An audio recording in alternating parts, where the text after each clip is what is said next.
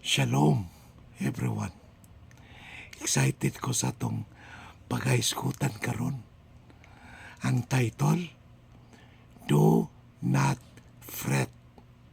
F-R-E-T. No? Ang text is Psalms 37 verse 1.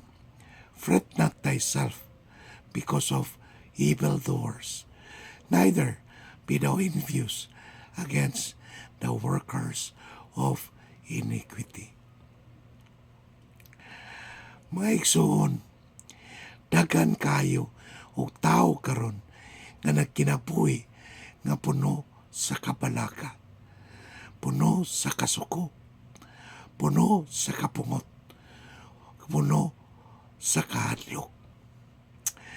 Daghang Kristohanon nga wala na'y kalinaw tungod kay sige silag fret. Ang pangpulo nga fret sa Psalm 37 nagpasabot masuko, masamok, magol pagayo, masunog ang sulod sa emosyon. Daghang tao ang nagfret tungod sa problema sa kwarta, betrayal, sakit, injustice, pamilya, trabaho, o usahay tungod sa ilang nakita sa kalibutan. Pero ang pulong sa Ginoo nagaingon, fret not thyself. Dili kini suggestion. Kini command gikan sa Diyos. Kung ang Diyos ningon ayaw pag-fret, pasabutan na siya'y mas dako nga plano kaysa imong kahadlok. Ayaw pag-fret tungod sa mga dawtan nga tao. Ingon sa Psalm 37 verse 1 and 2, fret not thyself because of evil doers, for they shall soon be cut down like the grass and wither as the green herb. Usay makaingon ta, Lord, kano ang dawtan murag blessed man kayo? Ngano ang bakakon murag successful? Ngano ang kurap dato man kay sila? Ngano ako nga naningkamot o matarong sige manog sakit o problema? No? Ayaw kabalaka ikson kay ngano David himself struggled with this. Pero iyang gingon, fret not. Ngano? Kay temporaryo ra ang kadaugan sa dautan. Ang sagbot kusog motubo, pero talira malaya. Ang kahoy nga likon, dugay motubo, pero malungtaron. Sama gyapon sa fireworks, no? Na fireworks nga haya kayo sa gabi, makanani sa tanan. Pero pilara ka segundo, humana, nawala.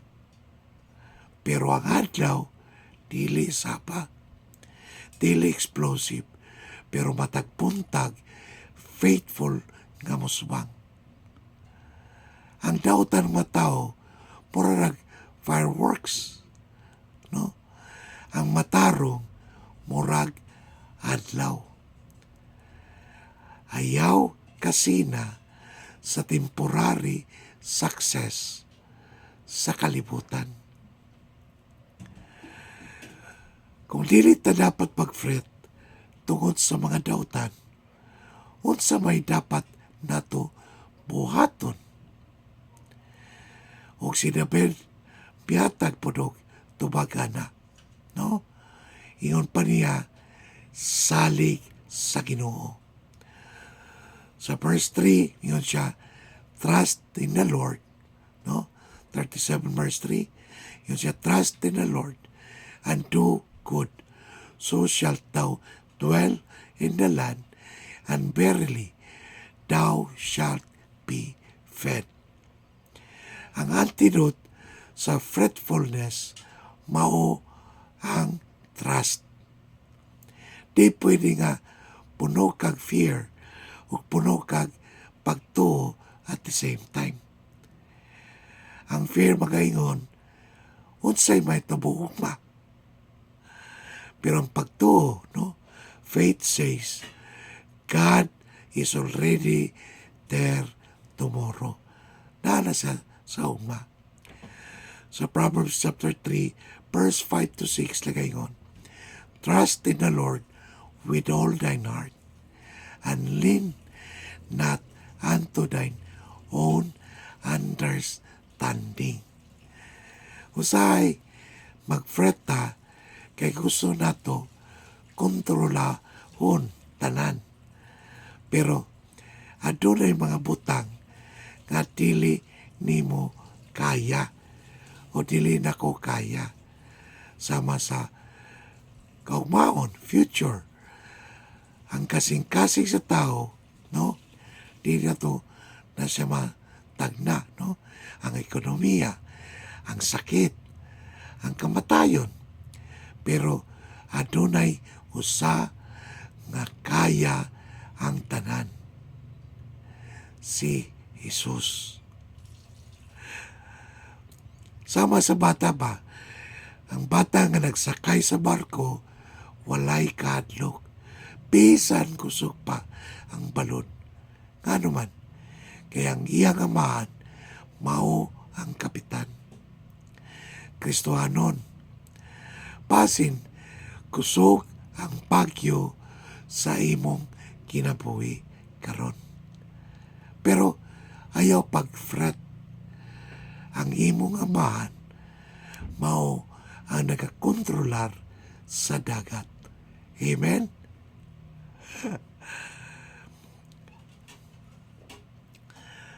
Pero yung panadyo ni David, no? Delight thyself in the Lord.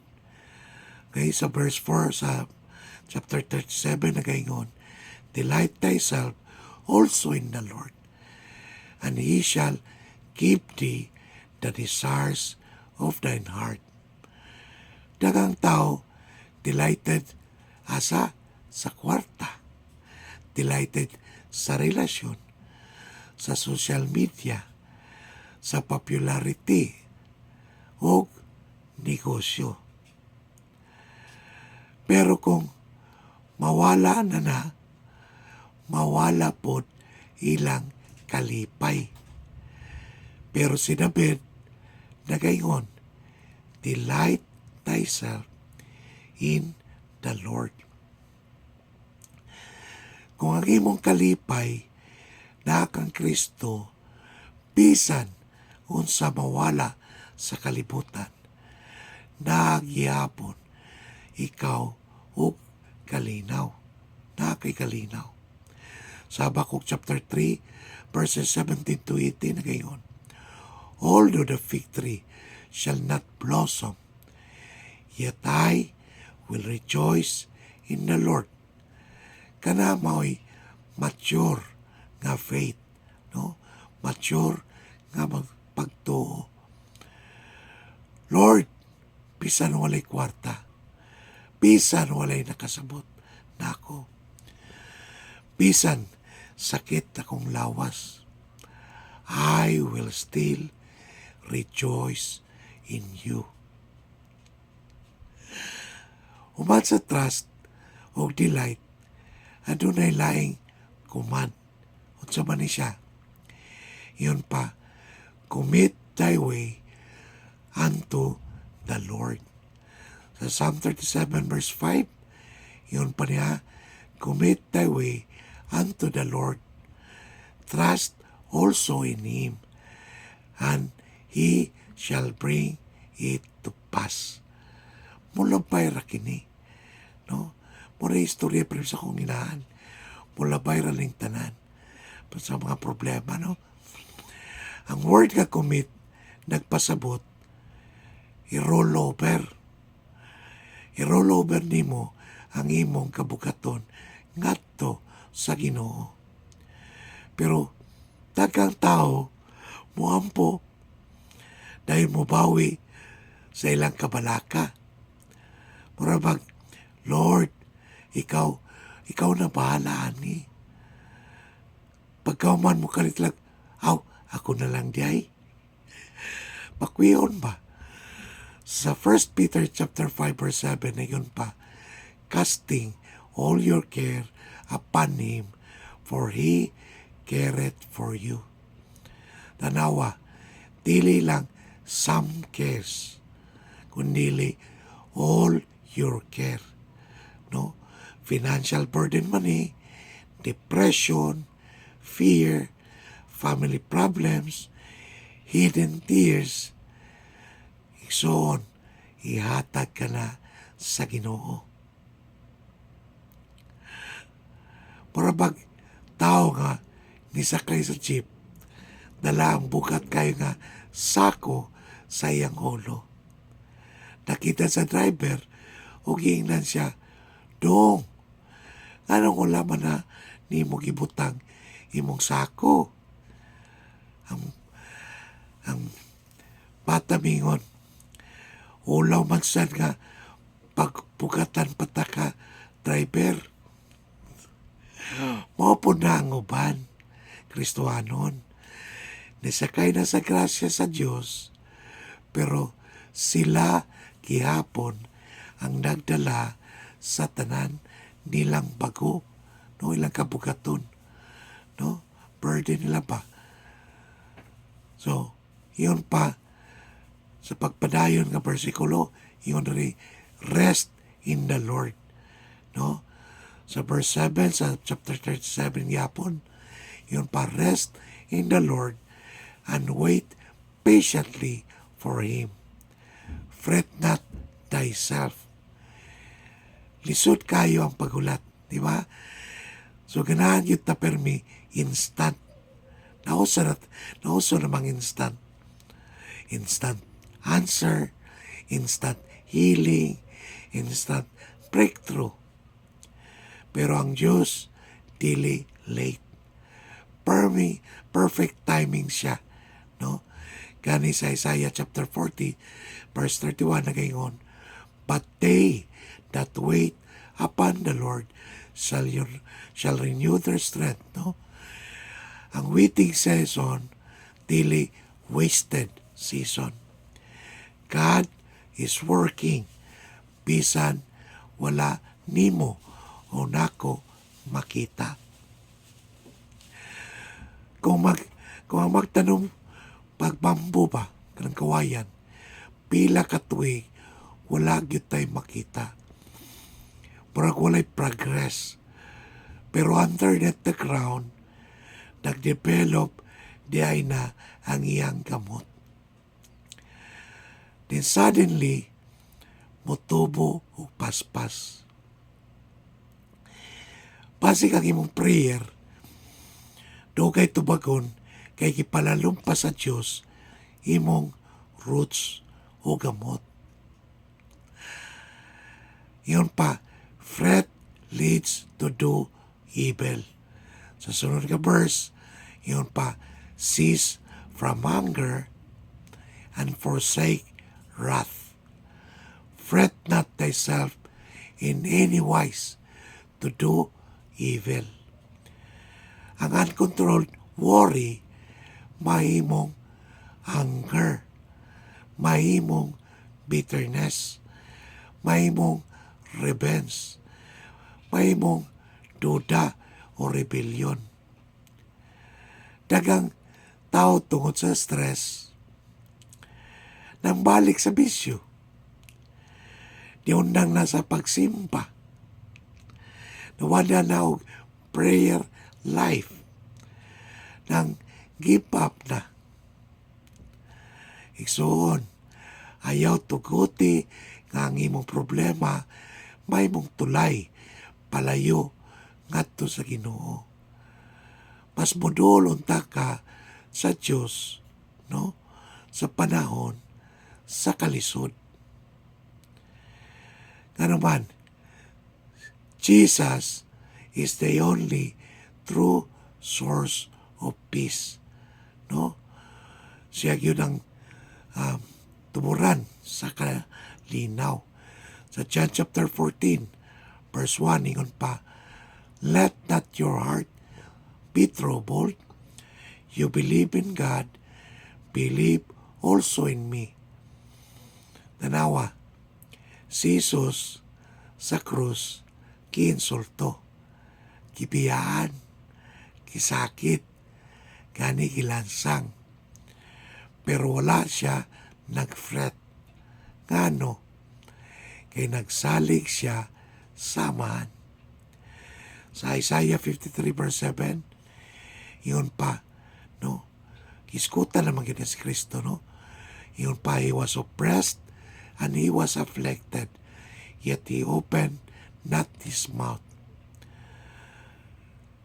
So, si Jesus midala sa imo ug akong sala, sa imo ug akong guilt, sa imo ug akong kahadlok, sa imo ug akong eternal punishment. Ang tinuod nga kalinaw, dili makita sa kwarta, dili makita sa relasyon, dili makita sa kalibutan, makita lang kang Kristo. Sa Romans chapter 5 verse 1, yun pa, therefore, being justified by faith, we have peace with God through our Lord Jesus Christ. Mga igsoon, pila na ka kagabi nga wala kay tarong tulog. Pila na ka kaadlaw nga sige kilak nga walay makakita. Pila na kakapanahon nga nagdala kag burden nga wala kabalo ang uban. Ang uban diri ka-smile sa gawas. Pero kubot na diay kayo sa sulod. Na kay secret fear, na kay burden nga murag dili na nimo kaya. Paminawa ang Ginoo karong adlaw. Fret not thyself, ingon pa niya. Ano? Kay dili ka pasagdan sa Dios. Amen? Yun pa sa Matthew chapter 11 verse 28, "Come unto me, all ye that labor and are heavy laden, and I will give you rest." Si Jesus wala mingon, sulbaraw na ng imong kinabuhi, imong problema. Mingon siya, "Come unto me." Base lang imong problema, dili lang financial. Basin spiritual na. Basig dugay na kang layo sa Dios. Religious ka pero wala kay relasyon kang Kristo. Na kay church attendance pero wala pagyapon kay salvation. No? Hinumdumi. Ang pinakadako nga problema dili poverty, dili kapobriyon, dili sickness, dili betrayal. Ang pinakadako nga problema mao ang sala. Nga naman, sa Romans chapter 3 verse 23, ngayon pa, "For all have sinned and come short of the glory of God." Sa Romans chapter 6 verse 23, yun pa niya, "For the wages of sin is death," kamatayon. Pero salamat sa Diyos, kaysa Romans chapter 5 verse 8, Yun pa, but God commended His love towards us in that while we were yet sinners, Christ died for us. Si Jesus namatay para nimo o nako, no? Kilubong o napanaw. O karon nagagda siya, come home. Ayaw na pag-fret sa imong future nga walay Kristo. Ayaw na paglangan. Dili ta kabalo unsa kataas ang atong kinabuhi. Kani ang pangutana, kung mamatay ka karon, asa ka padulong? Heaven or hell? Karong adlaw, may mong adlaw sa imong kaluwasan. Sa Romans chapter 10, verse 9 nagingon, that if thou shalt confess with thy mouth the Lord Jesus, no, and shalt believe in thine heart that God hath raised them from the dead, thou shalt be saved. Iksoon, samtang nagduko imong ulo sa pagpaupos. Kung kabalo ka, nga kinahanglan nimo si Jesus. Kung gikapoy na ka sa pagdala sa imong mga kabugaton, imong burden. Kung gusto nimo og tinuod nga kalinaw, duol kang Kristo karon. Kaya ang kalibutan muingon, hala, pagkabala ka. Pero si Jesus nagaingon, fret not. Amen? Magampo ko to close ani nga message, no? Ani nga mensahe. Lord, salamat nga gitudluan mo kami not to fret, no? Kanang kabalaka, kahadlo, kataranta, kung say Biblia naisulat kayo 365 times, do not worry, do not fear, do not fret. Meaning, adlaw-adlaw namo kini isalik kanimo ang tanan. Salamat kay kitagaan mo kami o kaisog pagatubang ning tanan. Lord, mabot man nga imong tagaan kami aning mga problema, nagtuo kami nga nagyoy among kagawasan, nagyoy solusyon. Yet, kung itugot mo man, amo kining una-unaon nga naay katuyuan. Naay katuyuan ning tanan. Salamat sa imong paghatag namo aning mensahe karon. Di kami magkahadlok, magkabalaka, magkataranta. Do not worry, do not fear, do not fret. Salamat. In Jesus' name we pray. Amen. Salamat sa pagpaminaw. Ikson. Undangin na lang pagkabalaka.